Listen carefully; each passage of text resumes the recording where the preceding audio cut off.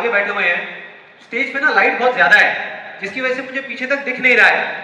तो आप एक बार चेक करके बताएंगे पूरा स्टेडियम खाली पड़ा है क्या?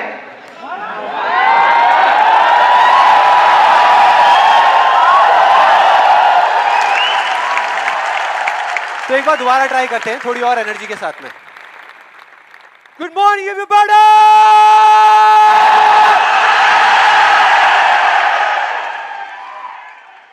अब कुछ मजा आया।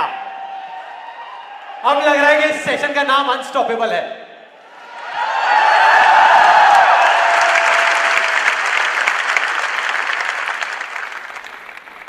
ओके, अब बात करते हैं मेरी। मैं इतना एक्साइटेड क्यों हो रहा हूं? देखो, बहुत सिंपल है। अपने हर सेशन से पहले 15 से 20 मिनट के लिए मैं अपनी आंखें बंद कर लेता हूं। और जब माइंड पूरे तरीके से ब्लैंक हो जाता है, जब माइंड में कोई थॉट्स नहीं होते, तो अपने आप से एक क्वेश्चन करता हूँ कि अगर ये दिन मेरी ज़िंदगी का आखिरी दिन हो और मुझे किसी तरीके से पता चल जाए कि मैं कल सुबह नहीं उठने वाला, तो मैं आज क्या करूँगा? ये मेरा क्वेश्चन होता है। और उसके सिर्फ 2 ऑप्शंस होते हैं मेरे पास में, 2 जवाब होते हैं और मैं दूसरे ऑप्शन को चुनता हूँ।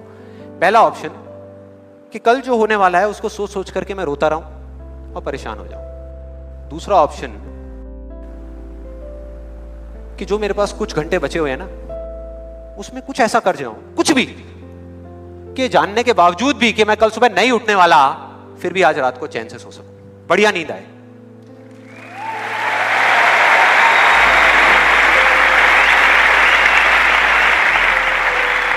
और इसीलिए आज यहां पर जो कुछ भी होने वाला है, जो कुछ भी, वो मेरे लिए सिर्फ एक सेशन नहीं है।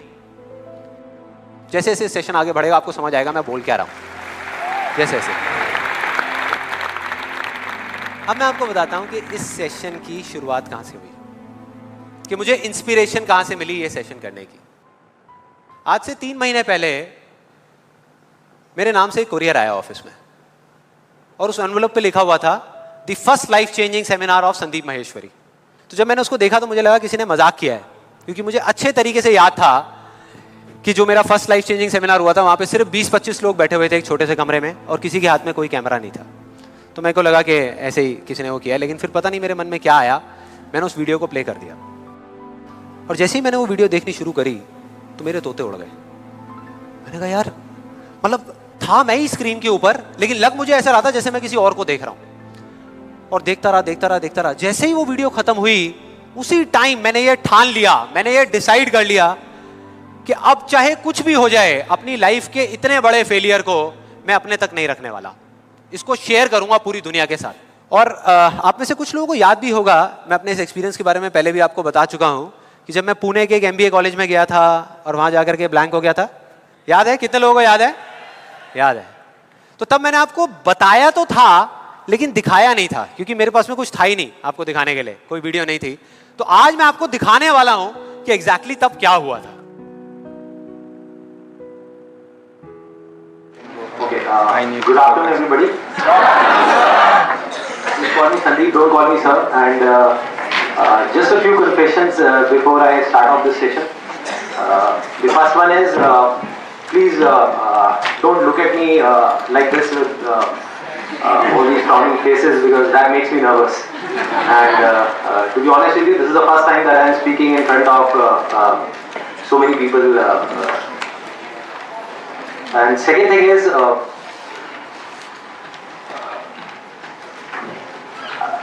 I'll be not talking about the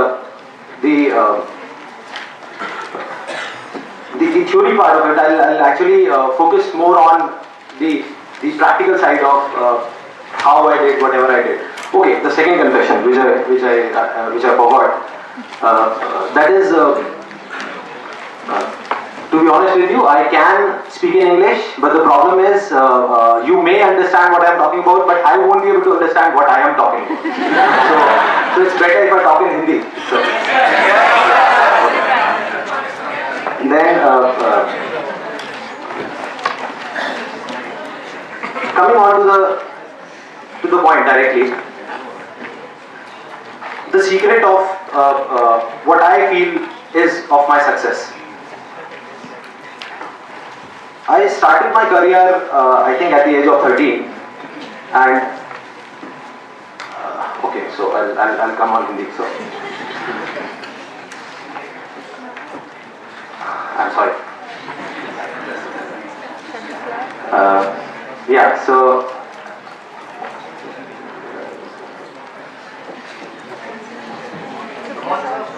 yeah, I'll do it.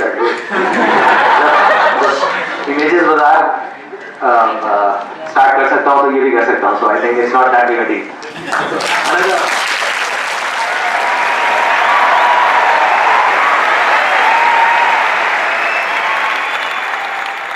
आपने देखा मेरी क्या हालत हुई थी? आई थिंक सबका यही हाल होता है जब वहाँ पे स्टेज पे जाते हैं, इतने सारे लोग सामने बैठे होते हैं, सबका यही होता है. तो जब मैंने ये वीडियो देखी तो मेरे दिमाग में सिर्फ एक ही चीज़ चल रही थी, सिर्फ एक, कि ऐसा क्यों हुआ कि मैं अपना इतना बड़ा मजाक उड़वाने के बाद भी बाज नहीं आया, और क्या वजह है कि मैं वहां से यहां तक आ गया. लेकिन मुझे ना इसका एग्जैक्ट जवाब नहीं मिल रहा था. मतलब मुझे समझ नहीं आ रहा था कि इसके पीछे वजह क्या है. और फिर फाइनली एक दिन वो वजह समझ आई. मैंने एक कहानी पढ़ी कहीं पर, और उस कहानी के जब मैं अंदर तक गया तो मेरे को समझ आया कि हाँ, ये वजह है. ये कहानी है दो बच्चों की जो एक गांव में रहते थे. उनमें से एक 6 साल का था और एक 10 साल का. दोनों बहुत अच्छे दोस्त थे, बिल्कुल शोले के जय और वीरू जैसे. दोनों हमेशा साथ साथ रहते, साथ साथ खेलते, साथ साथ खाते पीते, साथ साथ नहाते धोते. नहीं, धोते नहीं, ये थोड़ा ज्यादा हो गया. तो एक दिन वो दोनों गांव से थोड़ा दूर निकल गए, और खेलते खेलते उनमें से जो बड़ा बच्चा था 10 साल वाला, वो एक कुएं में गिर गया और जोर जोर से चीखने चिल्लाने लग गया, क्योंकि उसको तैरना नहीं आता था. अब जो दूसरा बच्चा था, छोटा सा 6 साल का, उसने अपने आसपास में देखा और उसको कोई नजर नहीं आया, उसको कोई नहीं दिखा जिसको कि वो बुला सके हेल्प के लिए. और फिर उसकी नजर पड़ी एक बाल्टी पे जिस पे एक रस्सी बंधी हुई थी. उसने एक सेकंड भी वेस्ट नहीं किया, उस बाल्टी को उठा करके कुएं में फेंक दिया और अपने दोस्त को बोला कि पकड़ ले इसको. उसके दोस्त ने पकड़ा और वो अपनी पूरी ताकत लगा करके पागलों की तरह उसको खींचने लगा. खींचता रहा, अपनी पूरी जान लगा दी उसने. छोटे से बच्चे ने, 6 साल के और 10 साल के बच्चे ने उस बाल्टी को पकड़ा हुआ था. खींचता रहा और तब तक नहीं रुका जब तक उसने अपने दोस्त को बचा नहीं लिया, जब तक वो बाहर नहीं आ गया. अब यहां तक तो ठीक था, यहां तक तो ये कहानी समझ आती है.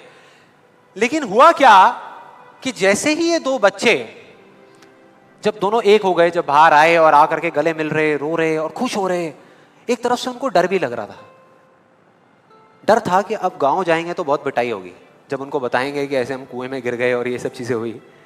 लेकिन मजे की बात, ऐसा कुछ भी नहीं हुआ. वो जब गांव गए और जा करके उन्होंने अपने घर वालों को बताया, बाकी गांव वालों को बताया, तो किसी ने विश्वास नहीं किया, पूरे गांव वालों ने. और वो अपनी जगह बिल्कुल ठीक थे, क्योंकि उस बच्चे में इतनी ताकत भी नहीं थी कि वो एक बाल्टी पानी से भरी हुई वो उठा सके. तो इतने बड़े बच्चे को इतनी ऊपर खींचना तो बहुत दूर की बात है. लेकिन एक आदमी था उस गांव में, उसने विश्वास कर लिया. उनको सब रहीम चाचा कहते थे, उस गांव के सबसे समझदार बुजुर्गों में से एक. और सबको लगा कि यार ये कभी झूठ नहीं बोलते, अगर ये कह रहे हैं तो जरूर कोई ना कोई बात होगी, कोई ना कोई वजह होगी जिस वजह से ऐसा कह रहे हैं. और फिर सारे गांव वाले इकट्ठे होकर के उनके पास में गए और जा करके बोले कि देखो जी, हमें तो कुछ समझ आ नहीं रहा, आप ही बता दो कि ऐसा कैसे हो सकता है. तो उनको हंसी आ गई. वो बोले कि यार इसमें मैं क्या बताऊं, वो बच्चा बता तो रहा है उसने कैसे किया. बाल्टी को उठा करके कुएं में फेंका, उसके दोस्त ने बाल्टी को पकड़ा, उसने रस्सी को खींचा और अपने दोस्त को बचा लिया. तो आपको पता तो है उसने कैसे किया, बच्चा बता तो रहा है, इसमें मैं क्या बताऊं. तो सारे गांव वाले उनकी शक्ल देख रहे. फिर कुछ देर बाद वो बोले कि सवाल ये नहीं है कि वो छोटा सा बच्चा ये कैसे कर पाया, सवाल ये है कि वो ये क्यों कर पाया, कि उसके अंदर इतनी ताकत कहां से आई है. और बोले इसका सिर्फ एक जवाब है, सिर्फ एक, कि जिस वक्त उस बच्चे ने ये किया, उस टाइम पे उस जगह पर दूर दूर तक कोई नहीं था उस बच्चे को ये बताने वाला कि तू ये नहीं कर सकता.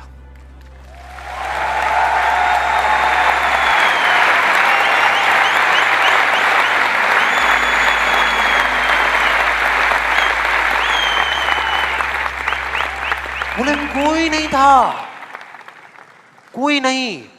यहां तक कि वो खुद भी नहीं, वो खुद भी नहीं।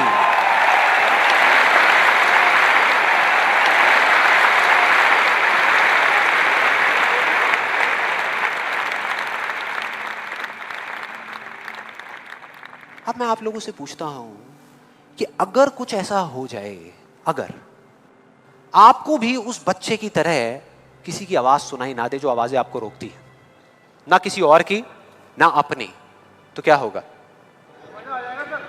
मजा आ जाएगा, राइट? उस बच्चे की तरह आपको भी कोई नहीं रोक पाएगा। You'll be unstoppable, right? Yes और नो? यस और नो? यस और नो? थियोरेटिकली तो ये बात बहुत अच्छी लग रही है सुनने में, लेकिन अगर हम प्रैक्टिकली देखें तो सिर्फ यस बोलने से काम नहीं चलने वाला। ये आप सबको भी पता है और मुझे भी पता है। ये जो अनस्टॉपेबल बनने वाला काम है, उसके लिए क्या करना पड़ेगा? 2 दीवारें तोड़नी पड़ेगी। 2 दीवारें, पहली बनी है दूसरों की आवाज की, कि आपके ऊपर दूसरों की आवाजों का असर होना बंद हो जाए, और दूसरी आपकी खुद की आवाज। ये ज्यादा बड़ी दीवार है। तो अब देखते हैं कि इस पहली दीवार को कैसे तोड़ना है।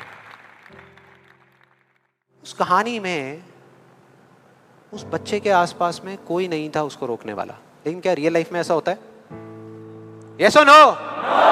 नो। क्या होता है कि हम एक काम करने की सोचते हैं, करना शुरू भी नहीं करते, सिर्फ सोचते हैं कि हमको ये काम करना है, और सामने से 4 लोग आ जाते हैं रोकने के लिए। 4 लोग आ जाते हैं तरह तरह की बातें करने के लिए कि ये नहीं हो सकता। अरे बड़ा इम्प्रैक्टिकल सा आइडिया है। जब कोई नहीं कर पाया तो तू क्या करेगा? होता है ऐसा? कितने लोगों के साथ ऐसा हुआ है?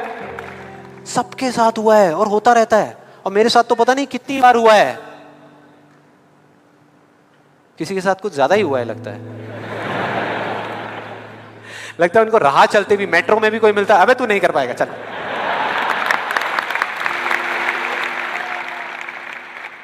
तो अब सवाल ये उठता है कि ऐसे में हम क्या करें?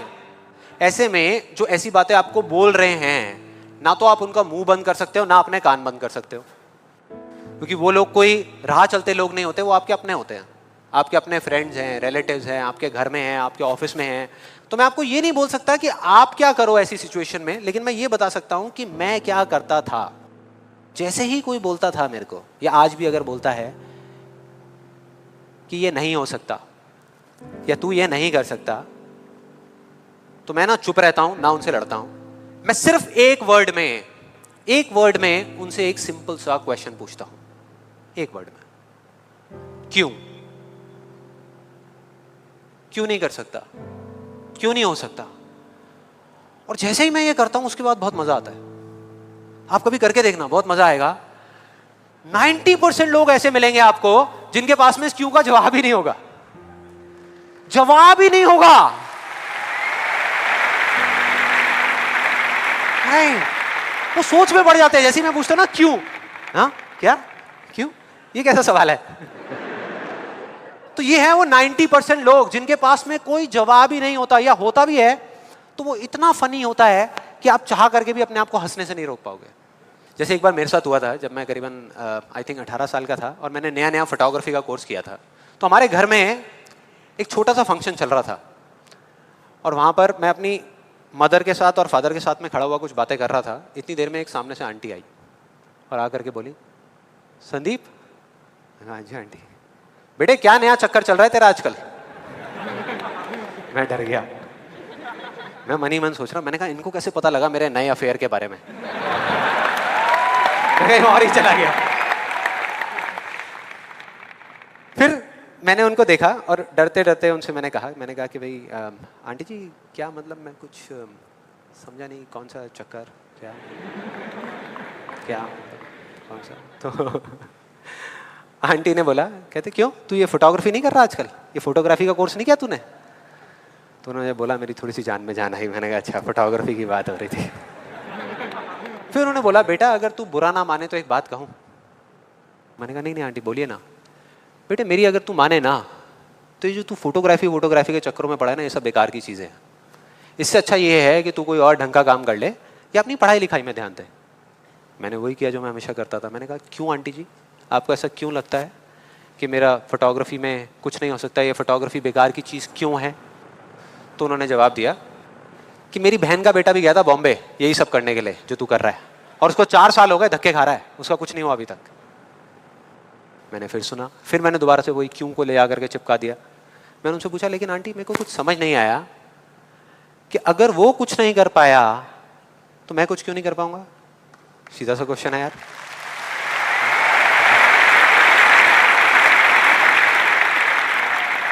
वो थोड़ी सी इरिटेट हो गई, लेकिन उसके बाद जो उन्होंने बोला उस दिन मेरा कम से कम 10 किलो खून बढ़ गया होगा हंसते हंसते। उन्होंने गुस्से से मेरे से पूछा, कहते तेरे कितने % आए थे 12th में?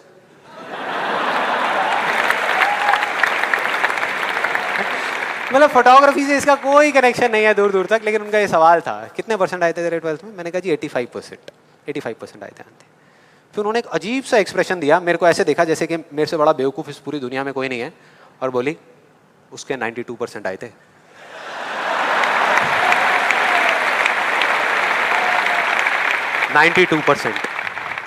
अब बोल। मैं कहा अब क्या बोलूं? अब बोलने को आपने छोड़ा क्या है? क्या कोई है जो ऐसी बातों को सीरियसली ले सकता है? नो, यस और नो? नो, ले ही नहीं सकते। अब बचे 10% लोग जिनके पास में जवाब होता है, एक जेन्युइन वजह होती है। मतलब वो आपको सिर्फ ये नहीं बोलते कि आप नहीं कर सकते, वो आपको बताते हैं कि वो ऐसा क्यों बोल रहे हैं। तो मुझे जब भी कोई ऐसा मिलता है तो मैं उनके पास में जाकर के शांति से बैठता हूं, उनकी सारी बात को समझता हूं, फिर अकेले में जाकर के उस प्रॉब्लम का सॉल्यूशन निकाल लेता हूं और अपने पूरे दिल से उस इंसान को थैंक्स करता हूं, क्योंकि इनडायरेक्टली ऐसे लोग हमको हेल्प करते हैं आगे बढ़ने में। लेकिन इसका मतलब ये नहीं है कि उन 10% लोगों की बातों को मैं ज्यादा सीरियसली लेता हूं, या अगर मेरे को उसका जवाब नहीं मिलता तो मैं रुक जाता हूं। क्योंकि जवाब नहीं है इसका मतलब ये नहीं कि हम चलना बंद करते हैं।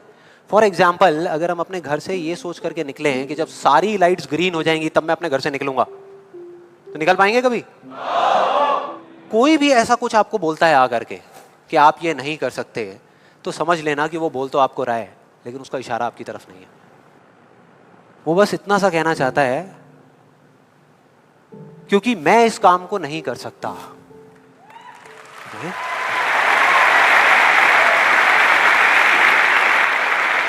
वो बस इतना सा कहना चाहता है क्योंकि मैं इस काम को नहीं कर सकता, या मुझे नहीं पता कि इस काम को कैसे करना है, इसलिए मुझे लगता है कि इस पूरी दुनिया में कोई भी नहीं कर सकता।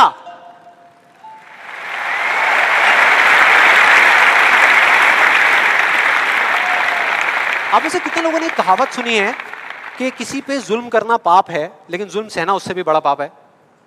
कितने लोगों ने सुनी है? ऑलमोस्ट सबने सुनी है। बिल्कुल इसी तरह से कोई इंसान अगर जिंदगी में कुछ करना चाहता है ना, या कुछ बनना चाहता है, तो उसको जा करके ये बोलना कि तू ये नहीं कर सकता, उसकी हिम्मत को तोड़ना, उसकी उम्मीद को तोड़ना एक बहुत बड़ा पाप है।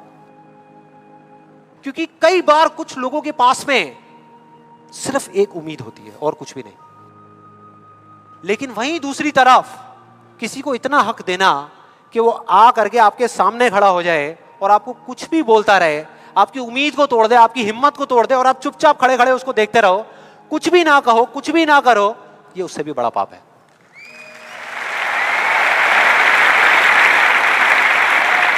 मतलब सिंपल है, ना हमें चुप रहना है, ना किसी से लड़ना है, सिर्फ सवाल करना है क्यों, और फिर देखो उनके कैसे पत्ते खुलते हैं, फिर मजा आएगा। और जिस दिन आप लोगों को भी मेरी तरह ये बात समझ आ जाएगी ना, उस दिन आपके ऊपर ऐसी बातों का असर होना बंद हो जाएगा। मतलब कि उस दिन ये जो पहली दीवार है जिसकी मैंने बात करी थी, वो अपने आप ही टूट जाएगी। उसके बाद इस पूरी दुनिया में किसी में दम नहीं होगा कि वो आपको आगे बढ़ने से रोक सके, सिवाय एक इंसान के। कोई बताएगा कौन है वो? आप खुद। एग्जैक्टली, आप खुद। और यही है वो दूसरी दीवार, यही है वो दूसरी दीवार जो पहली वाली से कई गुना बड़ी है, कई गुना बड़ी है। आज से बहुत साल पहले मैंने कहानी सुनी थी जिसका एक बहुत बड़ा इंपैक्ट हुआ था मेरी लाइफ पे। ये कहानी है एक ऑफिस की और उसके एम्प्लॉइज की। एक बार एक ऑफिस में जितने भी एम्प्लॉइज सुबह सुबह जब ऑफिस आते हैं अपने अपने कैबिन में, तो उनकी डेस्क के ऊपर एक लेटर पड़ा होता है, एक लेटर रखा हुआ होता है, और उस लेटर में लिखा था कि वो इंसान, इस कंपनी का वो एम्प्लॉय जिसकी वजह से आपकी प्रमोशन नहीं हो रही थी या जिसकी वजह से आप आगे नहीं बढ़ पा रहे थे, उसकी डेथ हो गई, वो मर गया है। और अब अगर आप आखिरी बार उस एम्प्लॉय की शक्ल देखना चाहते हैं तो ये एड्रेस है, यहां पर अगले 1 घंटे में पहुंच जाइए। जैसे ही उस एड्रेस पे गए तो वहां पर एक कॉफिन पड़ा हुआ था। कॉफिन होता है, उसको जब लोगों ने दूर से देखा तो एक तरफ तो सबको दुख हो रहा था, बुरा लग रहा था कि यार ये नहीं होना चाहिए था, और दूसरी तरफ से उनको थोड़ी बहुत खुशी भी हो रही थी कि चलो अच्छा है, मेरी रास्ते का जो सबसे बड़ा पत्थर था वो हट गया। लेकिन फिर एक एक करके जैसे ही वो लोग उस कॉफिन के पास गए और जा करके उन्होंने उस एम्प्लॉय की शक्ल देखी उस कॉफिन के अंदर, तो उन्हें खुद पे शर्म आने लगी, क्योंकि उस कॉफिन में कोई नहीं था, सिर्फ एक शीशा था, एक मिरर था जिसमें उनकी खुद की शक्ल दिख रही थी।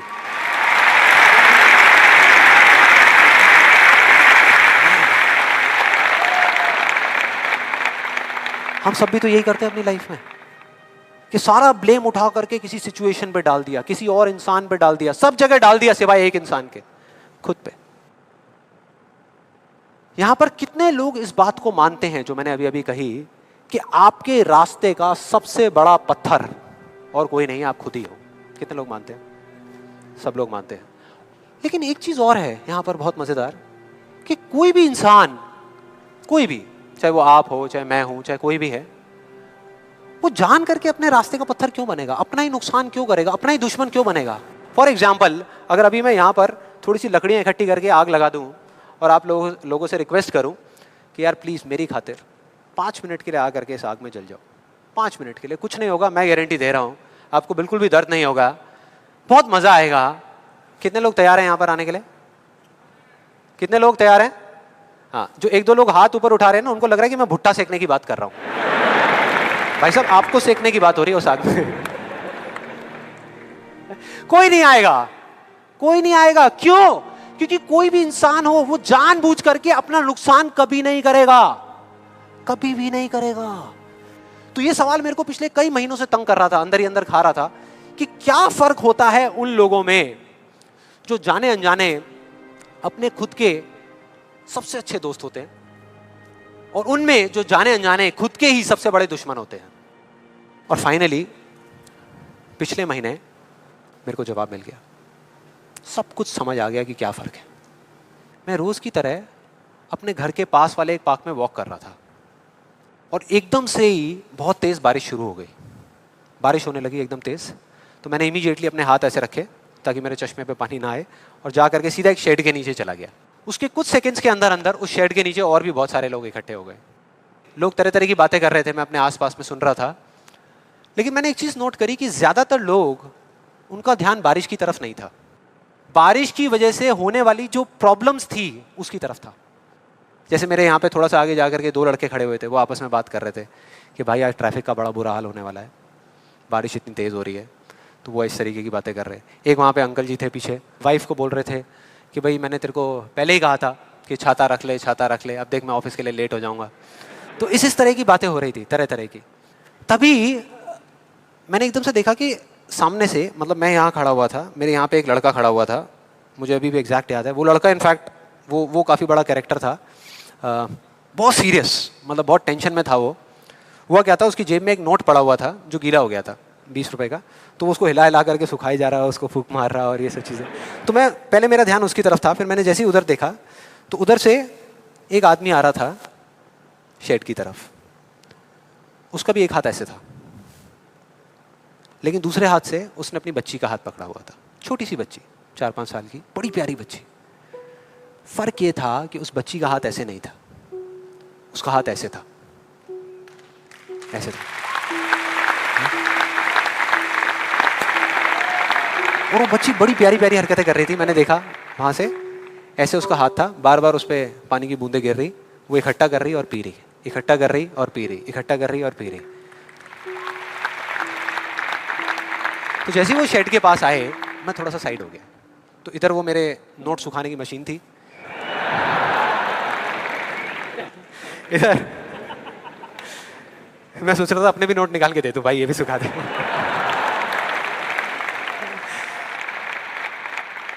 इधर वो बच्ची खड़ी हुई थी, वो छोटी सी प्यारी सी, और मेरा फिर पूरा ध्यान उस बच्ची की तरफ ही था, इतनी इतनी प्यारी बच्ची।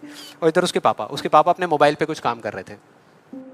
वो बच्ची को अभी भी चैन नहीं आया, शेड के नीचे आ गई, लेकिन अभी भी बार बार अपना हाथ बाहर निकाल के, एक हाथ से पापा को पकड़ा हुआ डर रही, दूसरे हाथ से ऐसे बाहर निकाल के बार बार पानी भर रही और पी रही, कभी पानी भर रही अपने मुंह पे फेंक रही। फिर थोड़ी देर बाद पता नहीं उसके मन में क्या आया, उसने अपने पापा से पूछा कि पापा ये बारिश रोज क्यों नहीं होती? बड़ा अजीब सा क्वेश्चन था। उसके पापा ने कहा, वो अपने मोबाइल पे लगे हुए थे, हाँ बेटा होगी होगी, रोज होगी, रोज होगी, रोज होगी। वो बच्ची फिर अपने खेल में लग गई। फिर थोड़ी देर बाद पता नहीं क्यों उसने दोबारा से पूछा अपने पापा से, बताओ ना पापा रोज क्यों नहीं होती? इस बार उसको कोई जवाब नहीं मिला, लेकिन मुझे मिल गया।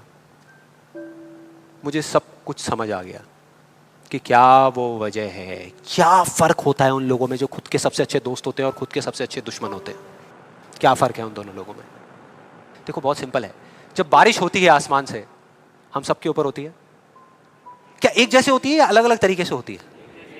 एक जैसे होती है, कोई पार्शियलिटी नहीं करती। आप अमीर हो, गरीब हो, काले हो, गोरे हो, बच्चे हो, बड़े हो, कोई फर्क करती है क्या बारिश? नहीं करती, सब पे एक जैसी होती है। बिल्कुल उसी तरह से वो शक्ति, वो एनर्जी जिससे पूरी दुनिया चल रही है, जिससे अभी अगर आप अभी फील करने की कोशिश करो, आपकी सांसें चल रही है, मेरी सांसें चल रही है। जिस शक्ति में इतनी ताकत है कि अगर वो चाहे तो एक सेकंड भी नहीं लगेगा, इस पूरी दुनिया को खत्म कर सकती है, और एक सेकंड के 1 करोड़वें हिस्से में इस दुनिया को दोबारा से बना भी सकती है। उसको आप साइंटिफिकली चाहे एनर्जी का नाम दे दो, चाहे स्पिरिचुअली भगवान कहो, आत्मा कहो, परमात्मा कहो, कुछ भी कहते रहो, उससे कोई फर्क नहीं पड़ता। और बिल्कुल उस बारिश की तरह उस शक्ति की भी बारिश हम सब पर होती रहती है, उस एनर्जी की भी बारिश होती रहती है, और सब पर एक जैसे होती है। फिर चाहे आप अमिताभ बच्चन हो, बिल गेट्स हो, कोई भी हो, कोई फर्क नहीं पड़ता। आप स्टेज पे खड़े हो या वहां बैठे हो, कोई फर्क नहीं पड़ता। तो फर्क क्या है? देखो बहुत सिंपल है, वही फर्क जो उस बारिश में था, जो मैंने नोट किया उस बच्ची के बीच में और औरों के बीच में। कुछ लोगों का हाथ ऐसे होता है और कुछ का ऐसे होता है, यही फर्क।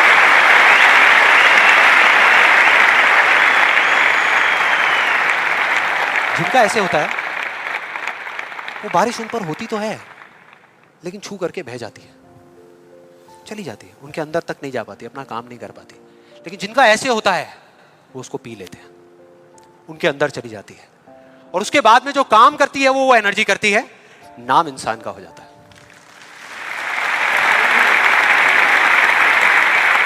नाम हो जाता है कि वो कर रहा है, वो कर रहा है, वो कर रहा है। अरे कौन कर रहा है? वही एनर्जी पीछे से काम कर रही है। हम क्या कर सकते हैं?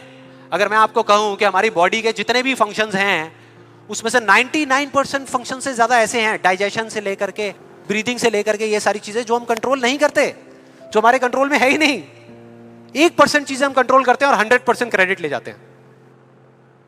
और अब मजे की बात पता है क्या है? सबसे मजेदार बात कि यहां पर हम जितने भी लोग बैठे हुए हैं ना, हम सबको पता है कि अगर हमारे हाथ अभी ऐसे हैं तो ऐसे कैसे लाने हैं, क्योंकि बचपन में हम सबके बाय डिफॉल्ट हाथ ऐसे ही थे, सबके। फिर धीरे धीरे कुछ लोगों के यहां चले गए, कुछ के यहीं रह गए। जिनके यहां रह गए उनको हम सक्सेसफुल बोलते हैं, जिनके यहां चले गए उनको हम फेलियर्स बोलते हैं, अलग अलग फील्ड्स में। तो कोई बताएगा कि ऐसा क्या था जो बचपन में हम एक दिन में हजारों बार करते थे और अब हजारों दिनों में एक बार भी नहीं करते? याद करो वो बच्ची क्या कर रही थी उस पार्क में, बार बार क्या कर रही थी?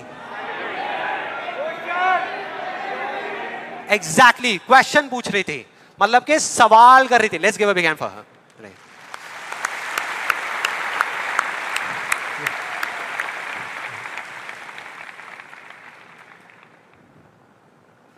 सवाल। ऐसा क्यों होता है? हम ऐसा क्यों करते हैं? बताओ ना पापा, हम ऐसा क्यों करते हैं? कोई जवाब नहीं मिला, हमने सवाल पूछने बंद कर दिया। आज हमारे पास में टाइम ही नहीं है कि एक दिन में कुछ सेकंड्स के लिए रुक करके हम अपने आप से पूछें कि भाई जो मैं कर रहा हूं वो कर क्यों रहा हूं? पता ही नहीं है, ध्यान ही नहीं है उस तरफ। और जब तक उस तरफ ध्यान नहीं होगा कुछ नहीं होगा। और सिर्फ उस पर विश्वास मत करो जो मैं बोल रहा हूं, हिस्ट्री को उठा करके देख लो। कोई भी इंसान किसी भी फील्ड में अगर सक्सेसफुल हुआ है तो उसमें और बाकी लोगों में क्या फर्क था? क्या वो दूसरों से ज्यादा इंटेलिजेंट था? क्या उनके पास दूसरों से ज्यादा जवाब होते हैं? यस और नो? नो। उनके पास में दूसरों से ज्यादा अच्छे सवाल होते हैं। हर चीज में एक ही सवाल कि अगर ये दुनिया ऐसी है तो ऐसी क्यों है, और क्यों मैं इस दुनिया को बदल नहीं सकता? अगर पूरी दुनिया मुझे ये कहती है, मेरे घर वाले मुझे कहते हैं कि मेरी तो किस्मत ही खराब है, मेरी हाथ की लकीरों में ही कमी है, तो क्यों मैं अपनी हाथ की लकीरों को नहीं बदल सकता? हर चीज में एक ही सवाल।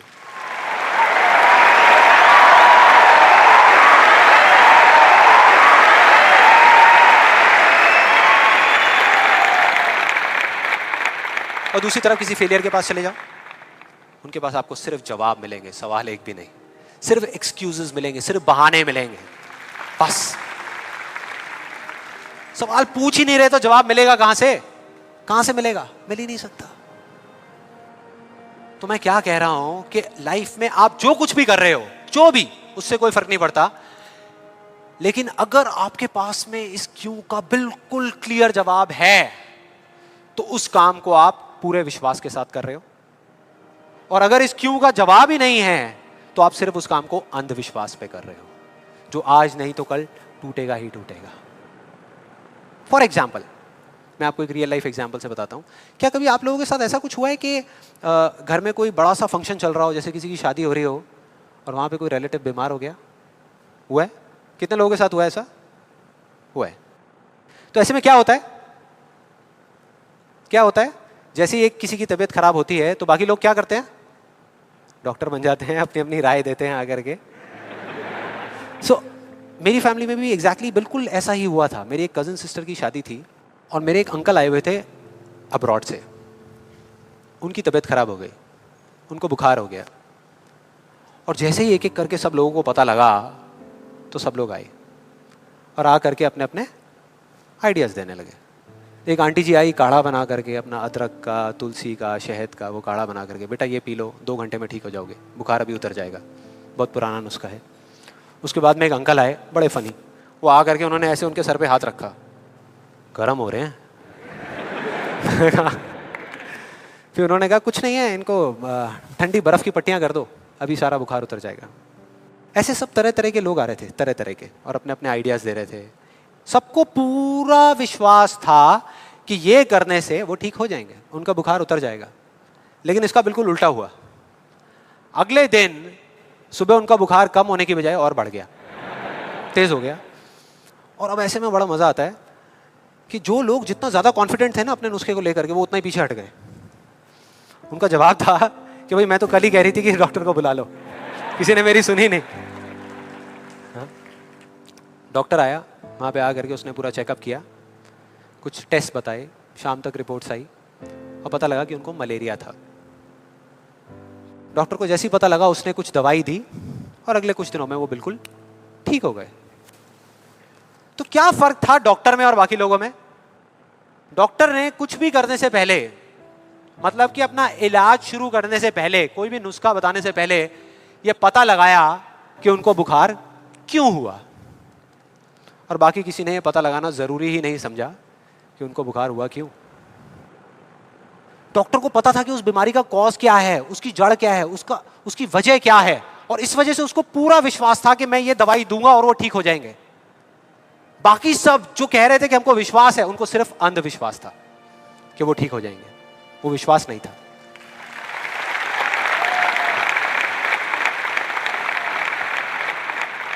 इन दोनों के बीच में ना इतना एक बिल्कुल पतली सी लाइन का फर्क होता है, विश्वास में और अंधविश्वास में, जिस वजह से बहुत बार हम अपने अंधविश्वास को विश्वास का नाम दे देते हैं।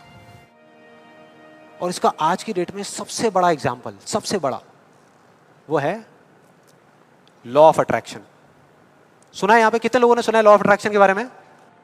ऑलमोस्ट सबने सुना है। अब यह बहुत मजेदार है, लॉ ऑफ अट्रैक्शन। मुझे बहुत लोग मिल चुके हैं, मतलब काफी लोग मिले हैं जो आ करके मुझसे पूछते हैं कि भाई आपके हिसाब से आपको क्या लगता है कि लॉ ऑफ अट्रैक्शन काम करता है या नहीं करता? तो मेरा सिंपल सा जवाब होता है कि अगर आप मेरा जवाब चाहते हो तो जवाब है हाँ, कि ये काम करता है। साइंटिफिकली जिसको बोलते हैं law of cause and effect, और स्पिरिचुअली जिसको बोलते हैं लॉ ऑफ कर्मा, ये उसके ऊपर बेस्ड है। तो इसमें कोई शक नहीं है कि ये काम करता है, लेकिन वैसे नहीं जैसे कि कुछ लोग अपनी बुक्स के थ्रू और वीडियोस के थ्रू इसके बारे में बता रहे हैं, वैसे नहीं। आप में से कितने लोगों ने वीडियो देखी है?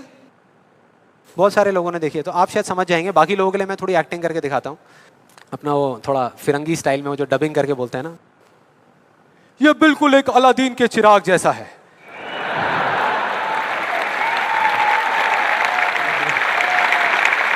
बिल्कुल ऐसा लगता है किसी चमत्कारी बाबा की बात हो रही है कि वो आशीर्वाद रखेंगे और काम हो जाएगा 1 सेकंड में। बिल्कुल ऐसा लग रहा है सुनने में। ये बिल्कुल एक अलादीन के चिराग जैसा है, आपको सिर्फ हुक्म देना है कि आप क्या चाहते हैं। आपको बंगला चाहिए, आपको गाड़ी चाहिए, आपको पैसा चाहिए, आपको सिर्फ बताना है कि आपको क्या चाहिए, फिर देखिए क्या होगा। ये प्रकृति आपके सुर से सुर मिलाएगी, ताल से ताल मिलाएगी।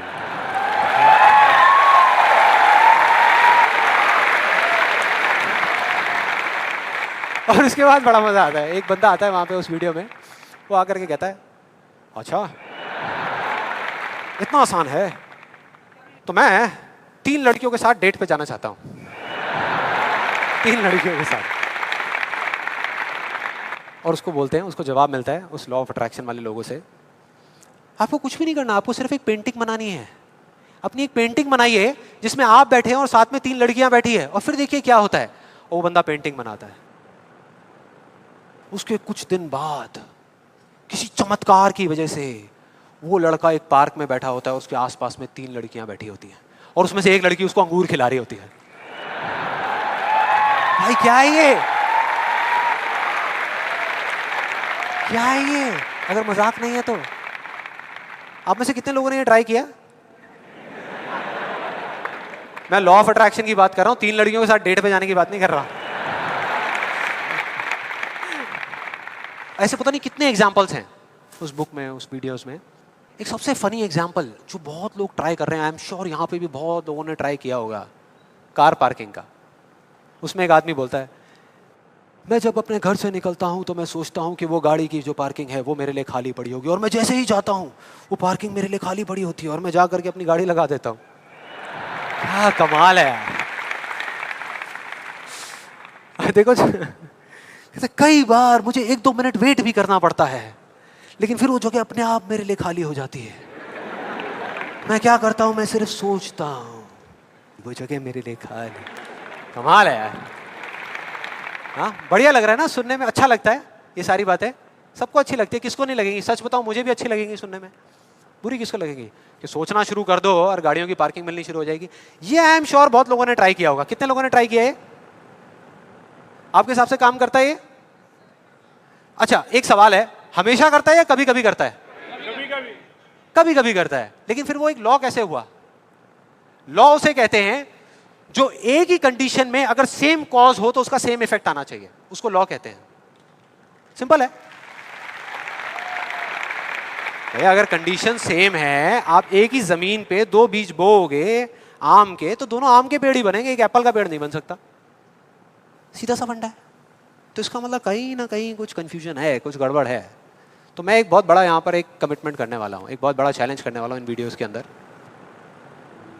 मेरा ओपन चैलेंज है उन लोगों को जिन्होंने ये बुक लिखी है और जिन्होंने ये वीडियोस बनाई है, क्योंकि उनसे ज़्यादा कौन जानता है इस लॉ के बारे में। वो जानते हैं कि वो क्या कह रहे हैं, वो समझते हैं कि वो क्या कह रहे हैं। तो मेरा ओपन चैलेंज है कि हम एक शर्त लगाते हैं, इस दुनिया में कहीं पर भी एक पार्किंग लॉट चूज करेंगे जो थोड़ा सा बिजी रहता हो, और वहां पर वो एक स्पॉट आइडेंटिफाई करेंगे, पार्किंग का स्पॉट, और अपने लॉ ऑफ अट्रैक्शन की पूरी पावर लगाएंगे। लगा सकते हैं, क्या दिक्कत है? सोचना ही तो है। सोचते रहेंगे, फील करते रहेंगे, मेरे को ये जगह मिलेगी मिलेगी मिलेगी। करो। जिस दिन उनको वो जगह मिल गई, मेरा एक कमिटमेंट है और मैं ये ओपन चैलेंज कर रहा हूं, उनको मैं 1 लाख रुपए दूंगा। और जिस दिन नहीं मिली, उन्हें मुझे सिर्फ 10,000 रुपए देने हैं, सिर्फ 10,000 रुपए। मतलब 1 का 10। कुछ लोगों का दिमाग चलना शुरू हो गया, अबे ये बढ़िया यार, मैं जा रहा हूं, मैं आ रहा हूं इस चैलेंज के लिए। कितने लोगों को लगता है कि वो आएंगे, इस चैलेंज को एक्सेप्ट करेंगे? कितने लोगों को लगता है नहीं आएंगे? वो नहीं आएंगे, वो आ ही नहीं सकते, क्योंकि उन्हें भी पता है कि सच क्या है और झूठ क्या है। वो सब अच्छे तरीके से इस बात को जानते हैं, क्योंकि मैं जिस लॉ के बेसिस पे बात कर रहा हूं, मैं कोई थियोरेटिकल कॉन्सेप्चुअल बात नहीं कर रहा। मैं बात कर रहा हूं लॉ ऑफ प्रोबेबिलिटी के बेस पे, जिसके बेस पे इस दुनिया के सारे कैसीनोस चल रहे हैं। एक बिजी पार्किंग है 100 गाड़ियों की, उनको उस स्पॉट पे पार्किंग मिलने की प्रोबेबिलिटी क्या है? 1:100 एग्जैक्टली, 1%। उनको नहीं मिलने की क्या है? 99:100। मतलब यहां पर एक बहुत बड़ा मैसेज है, जरूरी नहीं है जो बातें सुनने में अच्छी लग रही है वो एक्चुअल में अच्छी हो। यहां किसी ने बैंक लोन लिया हुआ है? किसी ने कोई बैंक लोन लिया हुआ है? हाँ, तो जो आपने बैंक लोन लिया हुआ है, आपकी मंथली EMI जाती होंगी बैंक को, इंस्टॉलमेंट जाती होंगी, जाती हैं। तो अब मैं आपको 2 ऑप्शंस देने वाला हूं, 2 ऑप्शंस। आप बताना आपको सुनने में कौन सा ऑप्शन ज्यादा अच्छा लग रहा है। पहला ऑप्शन कि आप जो काम कर रहे हो उसको पूरा दिल से करो, दिन रात करो, खूब काम करके जो आप पैसा कमाते हो उससे वो इंस्टॉलमेंट्स पे कर दो। दूसरा ऑप्शन है कि आपको ये सोचना है कि बैंक अपना जो लोन है वो माफ कर देगा और अपना पैसा वापस मांगना बंद कर देगा, और रातों रात कहीं से आपके कोई दूर के अंकल आपको 25-25 हजार रुपए महीने के चेक भेजना शुरू कर देंगे। कौन सा ऑप्शन ज्यादा अच्छा लग रहा है सुनने में, पहला या दूसरा? दूसरा। यही वजह है, इसी वजह से ये सब हो रहा है। वो जो झूठ बोल रहे हैं ना, उनकी कोई गलती नहीं है, वो ही बोल रहे हैं जो लोग सुनना चाहते हैं, और वो नहीं जो सच है, क्योंकि सच बहुत कम लोग सुनना चाहते हैं। इस वजह से सारी चीजें हो रही हैं।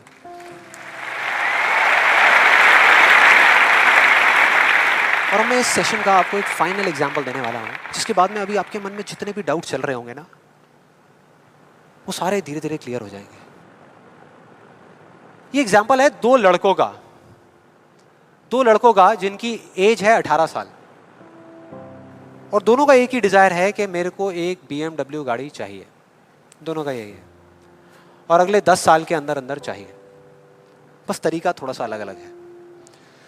जो पहला लड़का है उसने क्या किया, अपना एक गोल सेट किया। उसने एक अपनी डायरी में लिख दिया, पोस्टर्स ला करके उस गाड़ी के अपने घर में लगा दिए जगह जगह पर। 24 घंटे उस गाड़ी के बारे में सोचने लग गया कि ये गाड़ी मुझे चाहिए चाहिए चाहिए। रोज रात को बैठ करके फील करता कि मेरे को गाड़ी मिल गई है, आवाजें निकालता, जू जू जू ये वो, और करते करते ब्रेक मार रहा है, ये कर रहा है, वो कर रहा है। एक्चुअल में नहीं मिली है, इमेजिन कर रहा है, फील करने की कोशिश कर रहा है, उस गाड़ी को एक्सपीरियंस करने की कोशिश कर रहा है, क्योंकि ऐसा बहुत बुक्स में लिखा हुआ है। लॉ ऑफ अट्रैक्शन में भी यही बताया गया है। यस और नो? अब इसको करने से क्या हो रहा था? पहले उसकी सिर्फ एक विश थी, एक चाह थी कि हाँ मेरे को ये गाड़ी मिल जाए, नहीं भी मिले तो कोई फर्क नहीं पड़ता, लेकिन अब उसका वो बर्निंग डिजायर बन गया। अब उसको गाड़ी हर हालत में चाहिए ही चाहिए अगले 10 साल में। अब आप में से कुछ लोग सोच रहे हो कि आप में से कितने लोगों ने मेरा इल्यूजन टू रियलिटी वाला सेशन देखा है? आप सोच रहे हो कि यार आपने इल्यूजन टू रियलिटी में भी तो यही बात करी है, और आप खुद ही उसके अगेंस्ट बोल रहे हो। लग रहा है कुछ लोगों को, लग रहा है ऐसा लग रहा है। देखो मैंने क्या कहा था आपको अभी थोड़ी देर पहले, कि विश्वास और अंधविश्वास में सिर्फ एक पतली सी लाइन का फर्क होता है, इधर कुछ और इधर कुछ और। अगर आप ध्यान से मेरी जितनी भी वीडियोस देखोगे, आज तक मैंने जो कुछ भी कहा उसको देखोगे, तो मैंने किस चीज के बारे में बात करी है? किसी चीज को हासिल करने के बारे में, गाड़ियों के बारे में, पैसे के बारे में, बंगले के बारे में, या किसी काम पे फोकस करने के बारे में? काम पे फोकस करने के बारे में, चीज के बारे में नहीं। मतलब इस टेक्निक में कोई कमी नहीं है। इस टेक्निक को यूज जो लोग कर रहे हैं 90% वो गलत तरीके से कर रहे हैं, जिस वजह से प्रॉब्लम्स क्रिएट हो रही है। अब दूसरे लड़के की बात करते हैं, उसमें और इसमें क्या फर्क था। दूसरा जो लड़का था उसका भी डिजायर था कि मुझे ये गाड़ी चाहिए, बस एक छोटा सा फर्क था। उसने एक सवाल पूछ लिया अपने आप से, उसने एक सवाल पूछ लिया अपने आप से कि मुझे ये गाड़ी क्यों चाहिए, क्यों चाहिए। अब ये काम ना बड़ा बोरिंग लगता है सुनने में कि यार क्यों चाहिए, ये सोचने की क्या जरूरत है, सीधा गाड़ी लो ना, शॉर्टकट फटाफट। लेकिन नहीं, उसने ऐसा नहीं किया, उसने गलती नहीं करी, उसने पूछ लिया। और जब हम सवाल पूछते हैं तो क्या होता है? जवाब मिलता है, जवाब मिलता है। और उसको मिल गया। जवाब ये था कि मैं ये गाड़ी इसलिए चाहता हूं क्योंकि मैं अपने फ्रेंड्स को, अपने रिलेटिव्स को, इस पूरी दुनिया को ये प्रूव करना चाहता हूं कि मैं भी सक्सेसफुल हो सकता हूं।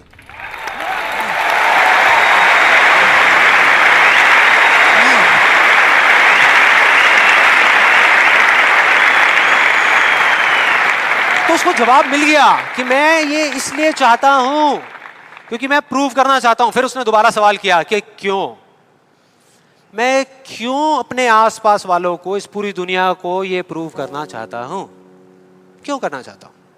और फिर उसको एक जवाब मिला, क्योंकि मेरे आसपास में जितने भी लोग हैं वो सब यही कर रहे हैं। उसने एक आखिरी सवाल पूछा और जब उसका जवाब मिला ना तो वो हिल गया, उसके सारे फंडे क्लियर हो गए। वो सवाल था कि सब ऐसा क्यों कर रहे हैं, और उसको जवाब मिला, सब ऐसा इसलिए कर रहे हैं क्योंकि सब ऐसा ही कर रहे हैं।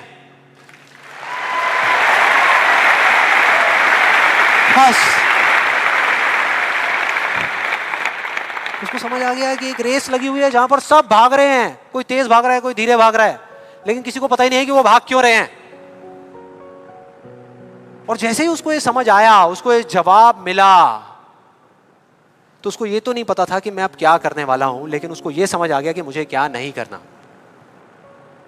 उसने डिसाइड कर लिया उसी टाइम, उसी मोमेंट में ये डिसाइड कर लिया कि मुझे नहीं बनना इस रैट रेस का हिस्सा, मुझे नहीं प्रूव करना किसी को कुछ भी, मुझे नहीं चाहिए कोई गाड़ी वाड़ी। अब मैं वो करूंगा जो मेरा दिल कहता है, जो मेरे अंदर की आवाज है। बाढ़ में गई दुनिया।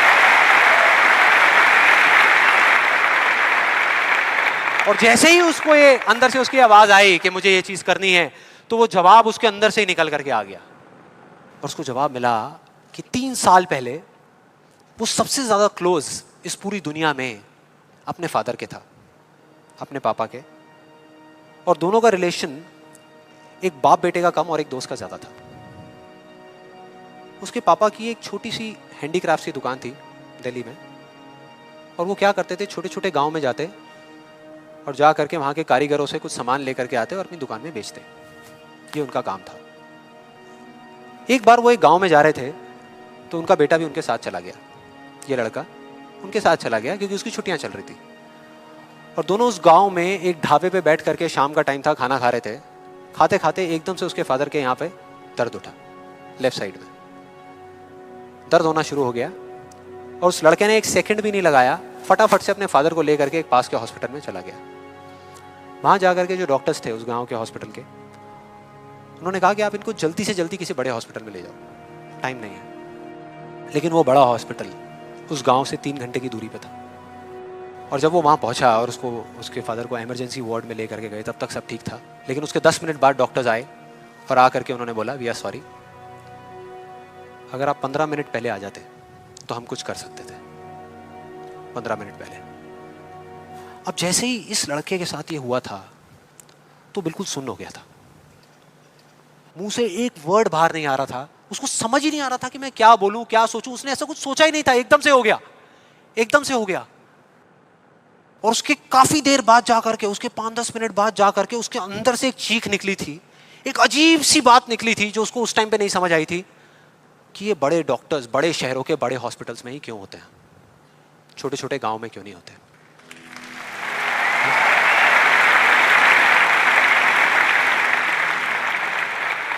उस टाइम उसको नहीं समझ आया, आज समझ आ गया। उसको समझ आ गया कि मेरे साथ ऐसा क्यों हुआ था, जिससे कि मैं एक डॉक्टर बनूं और जा करके छोटे छोटे हॉस्पिटल्स में काम करूं, ना कि एक गाड़ी खरीदूं।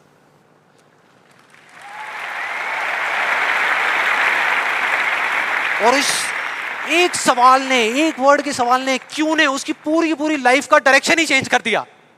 जहां एक तरफ उससे एक दिन में 1 घंटा भी पढ़ाई नहीं होती थी, अब वो दिन में 12-12 घंटे पढ़ने लगा।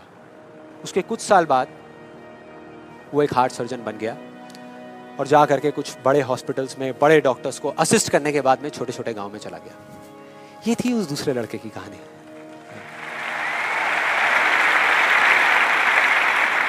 10 साल हो गए हैं, तब दोनों 18 साल के थे, आज दोनों 28 साल के हो चुके हैं। लेकिन क्या दोनों की लाइफ में थोड़ा बहुत फर्क होगा? एक बार देखते हैं एग्जैक्टली कि क्या फर्क होगा। जो पहला लड़का था उसने इस लॉ को पूरे विश्वास के साथ प्रैक्टिस किया, लॉ ऑफ अट्रैक्शन को पूरे विश्वास के साथ कि ये काम करता है, करेगा करेगा, इतने लोग बोल रहे हैं, गलत थोड़ी होंगे, पूरी दुनिया बोल रही है कि ये काम करता है। उसने किया, लेकिन फ्यूचर किसी के हाथ में नहीं है ना, उसको नहीं मिला, उसको वो गाड़ी नहीं मिली। क्या होगा उसके साथ में? क्या होगा? खुश रहेगा? टूट जाएगा, पागल हो जाएगा, बिखर जाएगा, समझ ही नहीं आएगा कि हो क्या रहा है मेरे साथ में। यह है एक सिचुएशन। दूसरी सिचुएशन कि उसको BMW गाड़ी नहीं मिली लेकिन होंडा सिटी मिल गई। अब क्या होगा? खुश रहेगा? रह ही नहीं सकता, रह ही नहीं सकता, क्योंकि ये गोल सेटिंग करके और ये सब करके उसने अपने डिजायर को बढ़ा लिया, अपने अंधविश्वास को इतना बढ़ा लिया कि अब उसको वो ही गाड़ी चाहिए और किसी गाड़ी से उसका काम ही नहीं चलने वाला। जबकि अगर दूसरे एंगल से देखा जाए तो एक 28 साल के लड़के के लिए जो मिडिल क्लास बैकग्राउंड से बिलोंग करता है, अपने पैसों की एक होंडा सिटी गाड़ी खरीदना भी बहुत बड़ी बात होती है, राइट? बहुत बड़ी बात होती है। अब तीसरी सिचुएशन ये बहुत इंटरेस्टिंग है। मान लो 10 साल में एक चमत्कार हुआ, उसने कई तरह के काम करे और उसको BMW गाड़ी मिल गई। अब क्या होगा? खुश रहेगा? सेटिस्फाइड हो जाएगा अपनी लाइफ से, बैठ जाएगा आराम से, हाँ, मिल गई, यही तो चाहिए था, मिल गया, हो गया काम, लाइफ बढ़िया हो जाएगी उसकी। उसका लालच और बढ़ जाएगा, उसका अंधविश्वास और बढ़ जाएगा। वो कहेगा कि अगर इस लॉ ऑफ अट्रैक्शन को प्रैक्टिस करके मुझे 10 साल में ये गाड़ी मिल सकती है तो अगले 5 साल में एक इतना बड़ा घर क्यों नहीं मिल सकता? यस और नो? मतलब कि उसको सब कुछ मिल चुका होगा लेकिन वो उसको छोड़ करके फ्यूचर के अंदर किसी और चीज को पकड़ लेगा। सब कुछ होने के बाद भी वो फ्यूचर में जिएगा और उसकी हालत बिल्कुल एक ऐसे खरगोश के जैसी हो जाएगी जिसके सर के सामने किसी ने डंडा लगा करके गाजर को टांग दिया। इमेजिन करो कैसा होगा वो खरगोश, जो उस गाजर को देख तो सकता है, बिल्कुल उसकी आंखों के सामने है, उसको खाने के लिए भाग भी सकता है लेकिन कभी खा नहीं सकता। मरते दम तक सिर्फ भाग सकता है, खा नहीं सकता। क्योंकि उसकी जो खुशी है वो उस काम में नहीं है जो वो काम कर रहा है, किसी चीज में है, बाहर है, उसके अंदर नहीं है। अब देखते हैं दूसरे लड़के को। ये बहुत इंटरेस्टिंग है कि इस दूसरे लड़के का क्या होगा। 10 साल हो गए, वो छोटे छोटे गांव में जा करके अपना काम कर रहा है और पहली सिचुएशन, उसको गाड़ी नहीं मिली। BMW गाड़ी उसको चाहिए थी 10 साल पहले लेकिन आज नहीं मिली, तो क्या होगा? क्या होगा? खुश रहेगा। उसकी खुशी किसी गाड़ी में नहीं है, किसी चीज में नहीं है, उसके काम में है। कल जो मिलने वाला है उसमें नहीं है, आज जो वो कर रहा है उसमें है।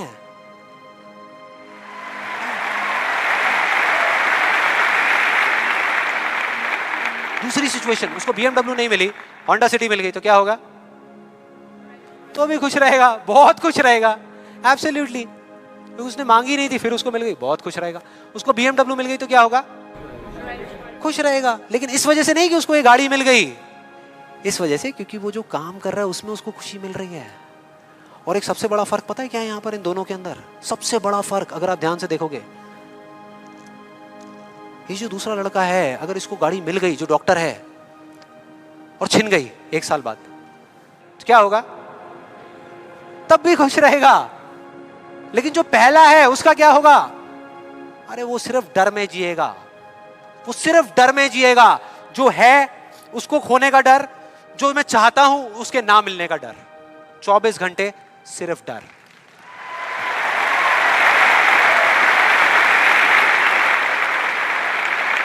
डर ही डर, सब कुछ होगा उसके पास में लेकिन फिर भी अंदर से डरा हुआ होगा, यार कोई मेरी गाड़ी ले ना ले, अरे कोई इस पे स्क्रैच ना मार दे। स्क्रैच के पीछे मैं सुन रहा हूं आजकल मर्डर्स हो रहे हैं कि तूने मेरी गाड़ी पे स्क्रैच कैसे मार दिया, ले धाड़, खत्म।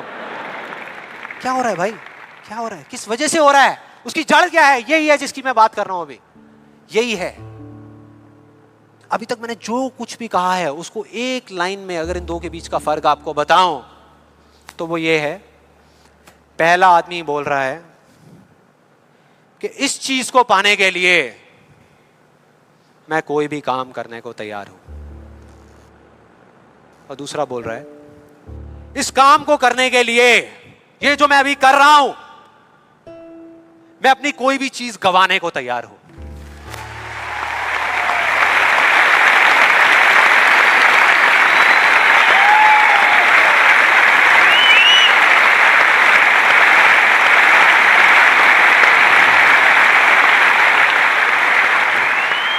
एक की जिंदगी का मकसद है, जो पहला है पाना, हासिल करना, उस चीज पे कब्जा करना किसी भी तरीके से, बस वो चीज मेरे हाथ में आ जाए। फिर चाहे इसके लिए उसको धर्म के रास्ते पे चलना पड़े या अधर्म के, वो चलेगा। उसको सही काम करना पड़े या गलत करना पड़े, वो करेगा। लेकिन दूसरा, उसके लिए अपने अंदर की आवाज को सुन करके, अपने अंदर की मतलब कि अपने दिल की आवाज को सुन करके किया गया कर्म ही इस दुनिया का सबसे बड़ा धर्म है।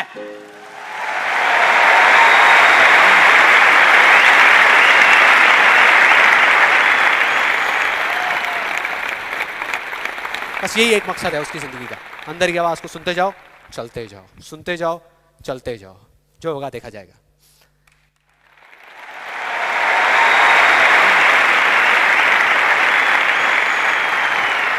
और इस गलत फहमी में मत रहना कि जो पहला है उसको दूसरे से ज्यादा मिलेगा, ये सोचना भी मत। जो पहला है ना, उसको चाहे कितना भी मिल जाए, कितनी भी चीजें मिल जाए, कितना भी कुछ हो उसके पास में, लेकिन उसमें और एक भिखारी में कोई फर्क नहीं है, कोई फर्क नहीं है। दोनों का सिर्फ एक काम है, मांगना, मांगना। तो अगर उसको मिला भी, पहले वाले को अगर मिला भी, तो बस इतना ही मिलेगा जितना वो मांग सकता है या जहां तक वो सोच सकता है, उससे ज्यादा नहीं मिल सकता। लेकिन जो दूसरा है, उसको जिस दिन मिलना शुरू होगा ना, बिना कुछ मांगे, बिना मांगे, वो इतना होगा, इतना होगा जितना वो खुद तो क्या इस पूरी दुनिया में कोई सपने में भी नहीं सोच सकता, सपने में भी नहीं सोच सकता।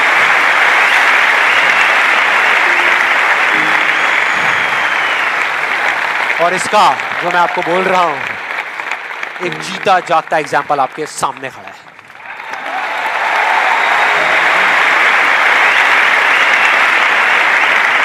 और जिस दिन आपने भी मेरी तरह इस रास्ते पे चलना शुरू कर दिया, तो वो दिन दूर नहीं है जब आपके पास सब कुछ होगा, आपके आसपास में जो आपको चाहिए उससे बहुत ज्यादा होगा, सब कुछ होगा, लेकिन फिर भी अपना कुछ भी खोने का डर नहीं होगा। चला जाए, चला जाए, चला जाए, ये जाए, वो जाए, कुछ भी जाए, कोई डर नहीं है।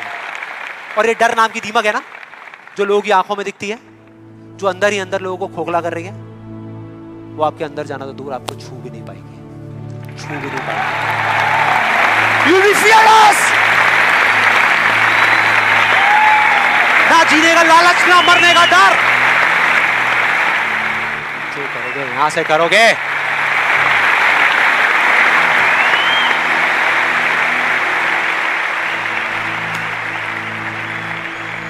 और फिर चाहे आपके रास्ते में एक मुश्किल आए या 1000 आए, कोई फर्क नहीं पड़ता। चाहे एक आदमी आकर के आपको रोकने की कोशिश करे या 1 लाख लोग आकर के आपके सामने खड़े हो जाएं, अरे आपको रोकना तो दूर, किसी में इतना दम भी नहीं होगा कि वो आपको हिला भी सके।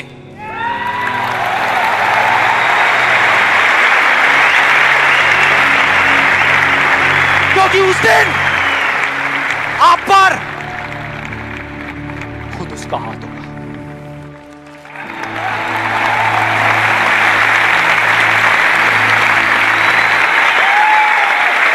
और फिर अगर आप चाहोगे भी ना, चाहोगे भी, तो भी अपने आप को आगे बढ़ने से नहीं रोक पाओगे। You'll be unstoppable! You will be unstoppable!